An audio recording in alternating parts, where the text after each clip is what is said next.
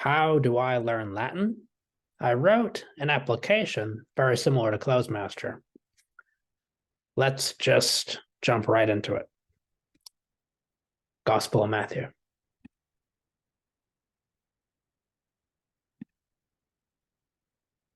Pater noster, qui es in caelis. Pater noster, qui es in caelis. Every session starts with a prayer. The Lord's Prayer, read by Evan de Milner. We'll skip over it.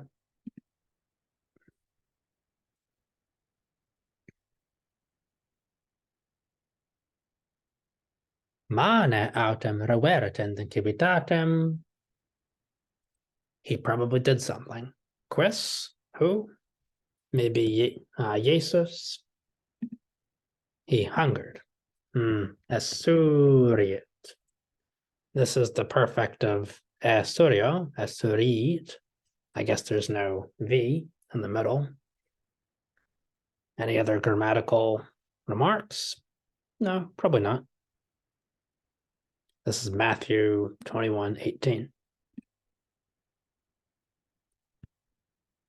Et qui in caelo jurat in trono Dei, et in eo qui sedet super eum.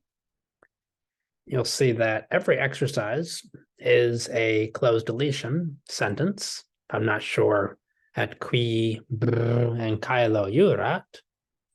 I can look at the translation. And he that shall swear by heaven sweareth by the throne of God and by him that sitteth thereon. Beautiful English. Et qui jurat in caelo jurat also in trono Dei, et in eo qui sedet super eum. Anything to remark about grammar? Probably not.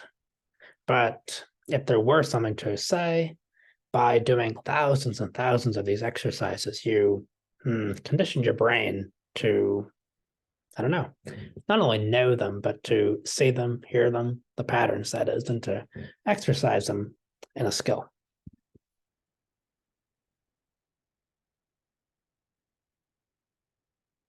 Erat autem aspectus eius sicut et vestimentum eius sicut nix.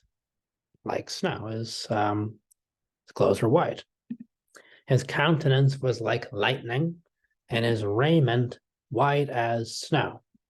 Who? Not sure. What about Jesus after the resurrection? Maybe. In this case, you need to know the word for lightning. Fulgur. Erat autem aspectus eius, like lightning, sicut fulgur, and his raiment white as snow, et vestimentum eius sicut nix.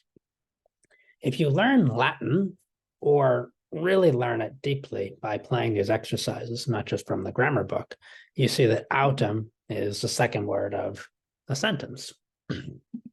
So in a lot of cases, if you were to play this exercise with the second word as the close word, you would guess, oh, maybe it's autem yet again, or tamen, vero, ergo, igitur, either an adversative conjunction or a conjunction of consequence. Vigilate et orate ut non intretis in temptationem spiritus, in temptationem spiritus quidem. The quidem is the second element of the sentence, which I think in this case indicates a separate clause. Spiritus quidem est caro autem infirma. However, the flesh is weak.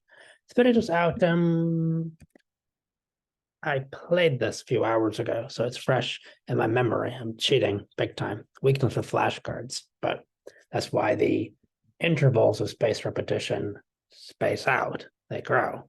Maybe after a month I'll miss this. I have to go back.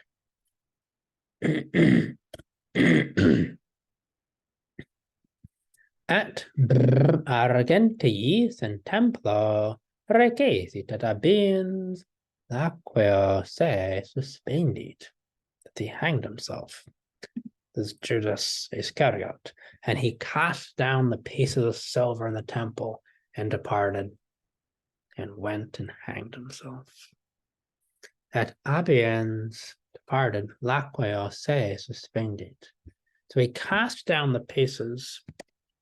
Conveniently, I also got this wrong, but cast can sometimes be misis, but in this case, now projectis, he threw them. Argentis in templo.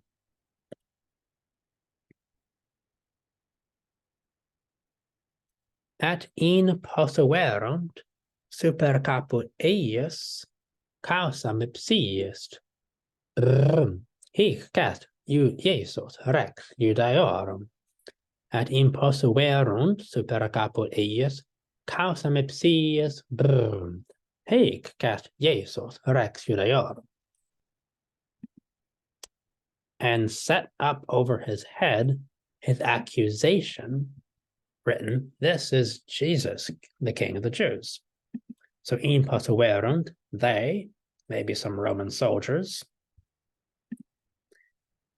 super caput eius causam ipsius, scriptam, is feminine, accusative.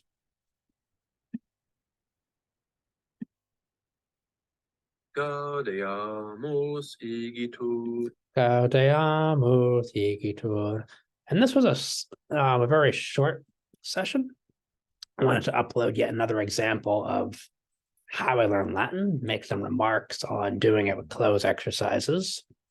And maybe this is effective if you're a student or you're looking for something to supplement your studies. Of course, if you were to do this yourself, you'd have to You'd have to make the parallel corpus, but I have the data. So if you wanted to leave a comment down below, then I'm happy to offer it to you. And maybe at some point to make this application public or provide the source code. So strangely enough, I'm looking to generate some curiosity or critical feedback. Hey, I've tried this method and it didn't work for me, and here's why. So leave that down in the comments below as well. Before we go, one additional feature to discuss about this application. If you're really feeling bad about just rushing ahead and, as I show you here, trying to grow your number of positions, while, however, the number of positions that you have overall in the Bible, the negative positions, the ones for which you have a losing streak. In my case, I think it's 1,000, over 1,000 positions or verses. I actually have a negative streak, but I'm just going ahead and trying to bring the book of Matthew to 100% completion. In this case, I think I only have 47 exercises with a losing streak. So it's a question of what do you want to maximize and minimize? If the goal is to acquire some skill in reading Latin, maybe even speaking it, maybe even listening to it. What's the other one? Writing. If you want to do that as well, of course, at an intuitive level, etc., whatever that means. Yeah, so you want to decide what you want to maximize, and this report gives you an idea of your performance. And as I've said, I think the key statistic is just number of positions, period, your overall success. What is my overall success? I don't even calculate it in this case, so I don't suppose it matters. I think increasing your breadth of experience is the main thing. And that's about it. I was going to add a joking title about some Vatican III conference, changing the Catholic Church or changing the Mass, reverting it back to Latin, rejecting the vernacular tongues, giving us an incentive to learn Latin again. I don't know, but perhaps a useful mental exercise. So once again, short session. If you made it this far and you didn't like the video, dislike. If you have a question on how can I make a corpus like this in parallel for Latin and English Bibles together for learning, just leave a comment.